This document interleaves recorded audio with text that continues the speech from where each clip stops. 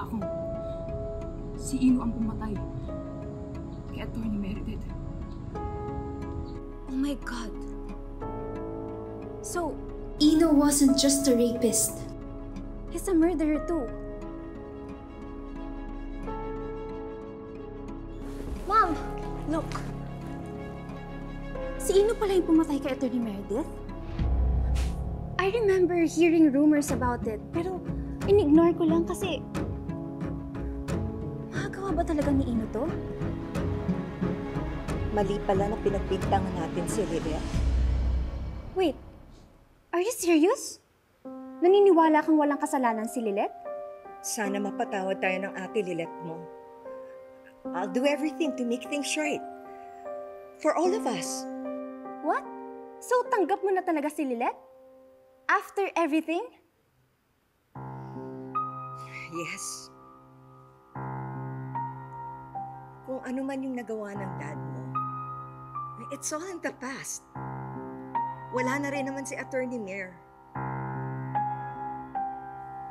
And we have to accept Lilet as part of our family whether we like it or not.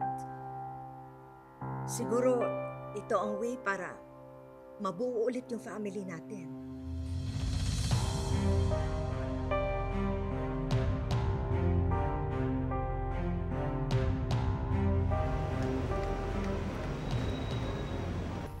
Talagang napakasama ng ugali ng Inong yan.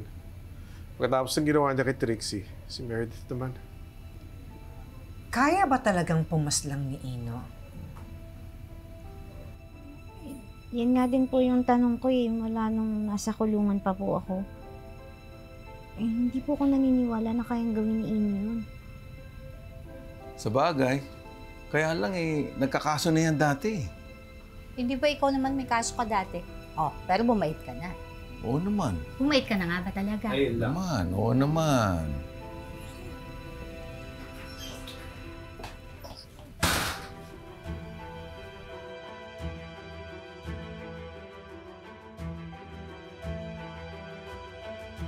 Patricia, anong ginagawa mo dito? Nalalabas ko lang ho ng kulungan. Sana hindi naman gera yung pa-welcome niyo sa akin. Kung manggugulo ko lang, mas mabuti pang umalis ka na, Patricia. Ano ba naman kayo? Hindi naman ako nagpunta dito para manggulo eh. Nang nasa kulungan si Lilet. Nakapag-isip-isip naman ako, maski papano. Pinagsisisihan ko kung ano man yung mga nagawa ko sa kanya. Nung nakita ko na makakalaya na siya, agad ako pumunta dun sa bilangguan. So, kayo nga ho yung nakita ko. Oo, pero wala akong masamang intensyon. Masaya ako dahil nakalaya ka na sa maniwala kayo't sa hindi.